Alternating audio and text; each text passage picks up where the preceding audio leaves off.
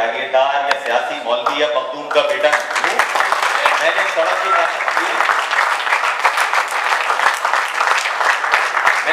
सियासत की, है और लाखों रुपए साल का टैक्स में है और मेरे वालिद मिलकर देते हैं, उसके बावजूद मैं अभी तक किराए के मकान में रहता हूँ। तो मैं पाकिस्तान का तो ये सियासत के लिए ही था, मोहब्बत के लिए तो शेर में क्या सुनाने बहुत सारे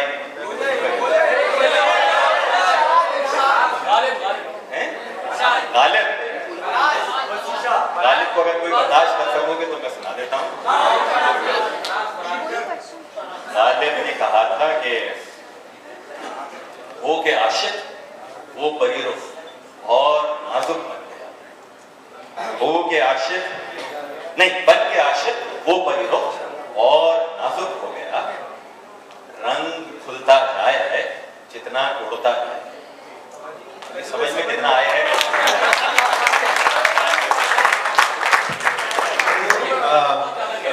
नहीं गालिब था, वसी शाह ने गाया, तो वसी हमारा दोस्त है, नहीं वो नहीं सुनाऊंगा। वसी ने बड़ा अच्छा एक शेर था, ये मेरे यार की आंखों में रहा करती थी, ये मेरे यार की आंखों में रहा करती थी, मुझसे मत पूछ हुई दोस्ती मैं से कैसे।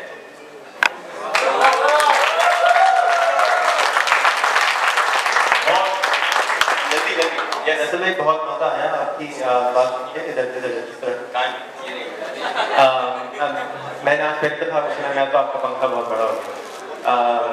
Thank you. बट आपने अपनी ट्विटर की जॉइनिंग बताई, बच्चों से गुजारिश थी कि मैं टेक्नोलॉजिस्ट हूँ, तो कि अपने वही जो आपने 40404 किया था, आप अपने उसी से SMS करके 40404 F फैसल सब्जवारी लिख दें, तो आपको इनकी ट्वीट्स आपके मोबाइल पे आना शुरू होंगी। कोई कंप्यूटर नहीं चाहिए, कोई इंटरनेट नहीं चाहिए, कोई आईफोन चाहिए।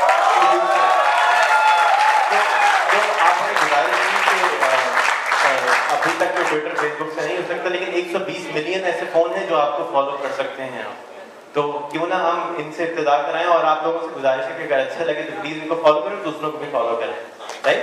तो हम फिर ट्विटर की सियासत कर सकते हैं। तो let's start what we can. हाँ नहीं बिल्कुल, मेरे ख्याल में मुझे बड़ी खुशी हुई जब मुझे पता चला पाकिस्तान के बहुत बड़ा, पाकिस्तान के सबसे ज़्यादा देखे जाने वाले एंकर साहब 24-25 लोगों को फॉलो करते हैं। गलती से मेरा ही नाम था उसमें, मैं बड़े बुरे ट्वीट्स किए हैं, तो मादी में जाके नहीं पढ़ा। हाँ आप माशाल्लाह यूथ के मिनिस्टर भी हैं और पाकिस्तान के लिए काबिल फख्र इंसान भी और एमपी के बहुत अच्छे रहनुमा भी हैं, तो आप यूथ के लिए क्या करना चाहेंगे, क्या ऐसा एक्शन लेना चाहेंगे, क्या ऐसा प्लेटफॉर्म बनाना चाहेंगे जिसमें हम जैसे यूथ जाके ज्वाइन करें और पाकिस्तान के फ्यूचर के लिए कुछ करें? आप क्या मशवरा देना चाहेंगे? यार यूथ के लिए देखो काम बहुत सारा होना चाहिए। ये पाकिस्तान की वाहिद मिनिस्ट्री है यूथ की, सिंध की, जो कुछ थोड़ा बहुत काम भी कर रही है। Apart from building youth development centre, जब मैं वजीर बना था तो हमारा इंफ्रास्ट्रक्चर था जीरो, हमारी जो बजटिंग थी, फाइनेंसिंग थी, वो थी ₹0। अल्हम्दुलिल्लाह कोई 600-700 मिलियन की हमारी स्कीम्स जो हैं और वो प्रोजेक्ट्स चल रही हैं। लेकिन यूथ को ये प्लेटफॉर्म के हवाले से सबसे बड़ा काम मेरे ख्याल में कराची का जो बन जाता है मेगा यूथ डेवलपमेंट सेंटर, 7-8 एकड़ के ऊपर, हाँ 7-8 एकड़ के ऊपर हमारा जो वो है अपना यूथ डेवलपमेंट सेंटर बनने जा रहा है, which is suppose to be cultural centre, arts council, amphitheatre, open space for youngsters and youth. तो ये ऐसी जगह होंगी कि जहाँ नौजवानों को अपनी सलाहियतों के इज़हार का मौका मिलेगा। हमें हमारे पास नहीं होते थे यार पैसे, फ्रेंकली स्पीकिंग। जब मैं यंग लीडर्स कॉन्फ्रेंस में गया 2 साल पहले, हाँ इस दफ़ा तो नहीं, हमें जुलाई में पाकिस्तान में नहीं था, तो मैं गया तो मैं चीफ गेस्ट था इनॉग्रल का, मैंने वहाँ कहा यार देखो जब हम तुम्हारी उम्र में थे हमें तो खुदा की शेरेटन होटल किधर है हमें ये भी नहीं पता, ठीक है, क्योंकि वो बस का किराया जो है शेरेटन होटल तक आने के लिए हम रहते थे पाकपोश नाजमाबाद, तो वहाँ से आना यहाँ तक कितना मुश्किल था ये आपको अंदाजा नहीं है। तो अभी ये अपॉर्चुनिटी बहुत सारी है। हम यूथ अफेयर्स डिपार्टमेंट की तरफ से, मुझे इन्होंने अली मुस्तफा ने यकीन से बताया, याद दिलाया रादर, कि एक हम यूथ वॉलंटियर्स की एक कोर जो है पूरी की पूरी बना रहे हैं यूथ एक्टिविज्म और वॉलंटियरिज्म को फैलाने के लिए, और उसको गवर्नमेंट सपोर्ट करेगी जिस कदर हम कर सकते हैं। हमने बड़ा लूजली लेके चले हैं इस डिपार्टमेंट को, ऐसा नहीं किया कि अपने डिसीजन फोर्स किए हैं और थोपे हैं, पेट्रोनाइज किया है यंगस्टर बेस्ड प्रोजेक्ट्स को, यंग NGOs को जो वाकईतन काम करना चाहते हैं, जो चीटर सिर्फ पैसे के लिए करते हैं उनको नहीं, उनको भगा देते हैं। अंदाजा हो जाता है आपको उनके काम से।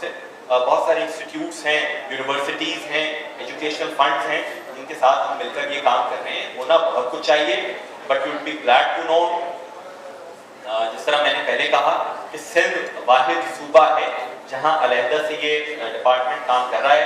कराची, हैदराबाद, नवाबशाह, मीरपुर, सांगड़ वगैरह सब जगह हमारे प्रोजेक्ट्स चल रहे हैं, बहुत जगह एग्जीक्यूट हो रहे हैं। यहाँ IIT का नाम सुना होगा आप लोगों ने, कभी जाएं मजीद, कभी जाएं मजीद जाकर देखें कि इंस्पायर और IE के नाम से जो हमारे वहाँ पर प्रोजेक्ट्स हैं, वहाँ क्या है 1300 ग्रेजुएट्स तो हमारे इंस्पायर के प्रोजेक्ट के निकल चुके हैं। वोकेशनल ट्रेनिंग है, स्पोर्ट्स बेस्ड एक्टिविटी है, इंटरनेशनल इंस्पिरेशन पाकिस्तान पे हम सिग्नेटरी हैं। अगर आप गूगल करेंगे इंटरनेशनल इंस्पिरेशन तो 2012 लंदन की प्लेज है UK स्पोर्ट्स ट्रस्ट की, और we are the pioneer and we are the signatories and this the only province जहां इंटरनेशनल इंस्पिरेशन हो रहा है कि पूरे मुल्क में 5 लाख से ज्यादा बच्चे बच्चियों को स्पोर्ट्स और फिजिकल एक्टिविटी के जरिए लीडरशिप डेवलपमेंट की जाएगी। उसकी एग्जीक्यूशन भी सिर्फ हमने की है यहाँ पर पूरे पाकिस्तान में, उसके अलावा कहीं नहीं की है। तो बहुत कुछ है, कर रहे हैं, बहुत कुछ करना है, और होपफुली जो भी मेरे बाद आएंगे यूथ के मिनिस्टर होंगे तो वो इंशाल्लाह ताला कुछ बेहतर ही करेंगे। हाँ भाई, एक क्वेश्चन मेरा भी है कि अभी आपने ही एक बात कही कि जब ये पूछा गया कि इस मुल्क को कौन लीड करेगा, तो सबसे पहले मैंने हाथ उठाया कि मैं लीड नहीं कर सकता। लीड नहीं करेगा मतलब हेड नहीं कर सकता। नहीं मेरे दोस्त, तुमने या तो मेरा जो क्रूड वो ह्यूमर था वो, मैंने ये कहा, उन्होंने कहा हेड ऑफ स्टेट कौन कौन बनेगा आप में से, मैंने कहा मैं नहीं बन सकता। They did not have any confusion about my ability or capabilities or potential. Rather, I emphasized that I belong to a country जहां ये जो तबका है जिससे मैं ताल्लुक रखता हूँ उसके पास अभी तक हक़ हुक्मरानी नहीं है। मैं जितनी भी बात कर लूँ गरीब आदमी की टिकट देने के लिए बडेरे, जागीरदार, सरमायादार और साबिक सियासतदान को ढूंढा जाता है, ये मैंने बात की थी। और अभी भी देखना खबरें अपने ऐसे ही लोग आएंगे अपने आने वाले साल। नहीं इनका माइक तो दे दो। अच्छा तुम्हारा क्वेश्चन क्या था? मेरा क्वेश्चन ये था कि जब आप एज अ पॉलिटिशियन आप कहते हैं कि आप हक की और सच की बात कर रहे हैं, तो जब आप ही यही कहेंगे कि मैं नहीं बन सकता क्योंकि वडेरों को टिकट दी जाती है, तो फिर कैसे मैं ये एक्सेप्ट करूं कि जब एक कॉन्फिडेंस ही नहीं है कि मैं नहीं बन सकता तो मेरे मुल्क में ठीक है, गॉट योर पॉइंट। देखो मेरे भाई, पहली बात तो ये है कि मेरी पार्टी ने तो ये बात साबित की है पिछले 9 इलेक्शन में, आज तक किसी वडेरे को, जागीरदार या पेशेवर सियासतदान को टिकट नहीं दिया। और अगर मुझे कॉन्फिडेंस नहीं होता तो मेरे दिमाग में इतना फारिग नहीं हूँ मैं कि मैं अपनी ऑडिटिंग का प्रोफेशन चार्टर्ड अकाउंटेंसी एक चार्टर्ड अकाउंटेंट फर्म में काम कर रहा था मैं 2002 में, जब मैंने पहली दफ़ा इलेक्शन लड़ा है। तो मैं अपना अच्छा भला 9 to 5 वाला तो नहीं कर, फाइनेंस वालों पे अल्लाह की मार है, लेकिन अच्छा भला वेल पेइंग प्रोफेशन जो है मैं छोड़कर इधर आया था। कॉन्फिडेंस है, चेंज लानी है, लाएंगे, लेकिन जो मौजूदा पाकिस्तान का सिस्टम कि जहां हर आदमी ये एक्सेप्ट किए हुए है, पहली बात तो तब्दीली सियासत के जरिए, सियासत के अलावा आएगी।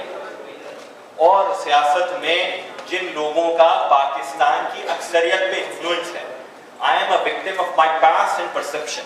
ठीक है, मेरे साथ तो प्रॉब्लम ये है कि मैं एक ethno linguistic reactionary student party का से निकलकर मैं एक नई पार्टी बना हूं। तो मुझे तो आज तक टैग और ब्रांड किया जाता है।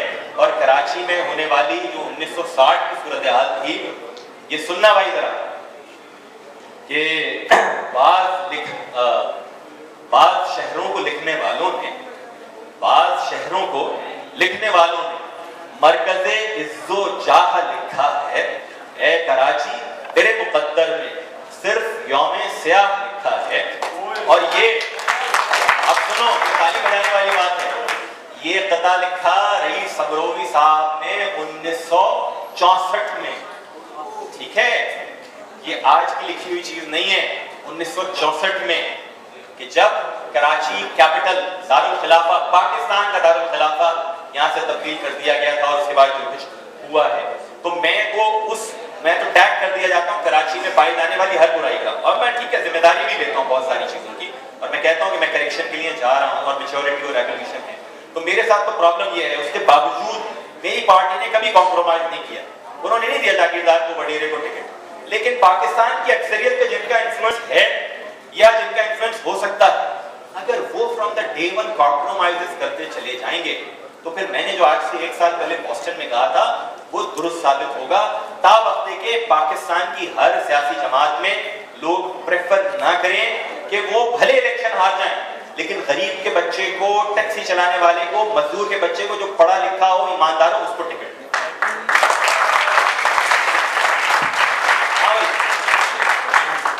फैसल भाई, आपसे सिर्फ एक गुजारिश करनी है।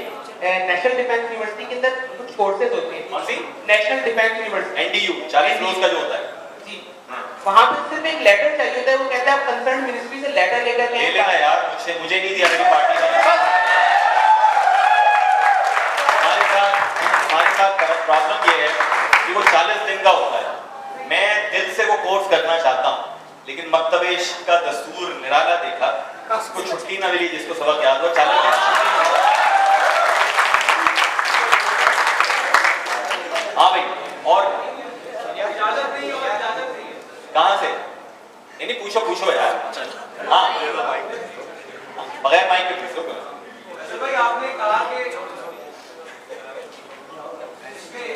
उसने हुकूमत ना की, अब आप हुकूमत कर रहे हैं। नहीं, हुकूमत नहीं कर रहे। तो क्या हम ये समझे कि आप नाकाम नाशुक हो गए हैं?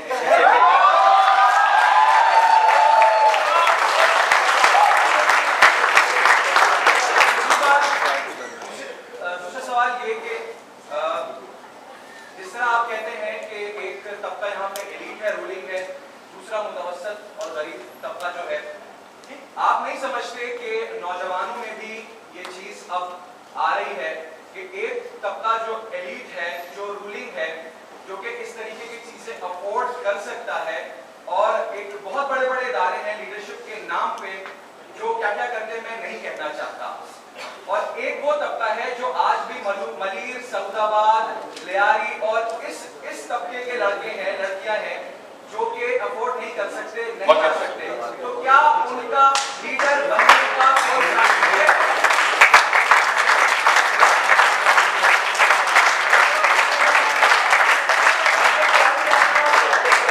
देखो, इस तरह के बहुत सारे फोरम, अब यहाँ पे कितने लोग हैं मलीर साहब? ये क्या मलीर का ही हुआ है?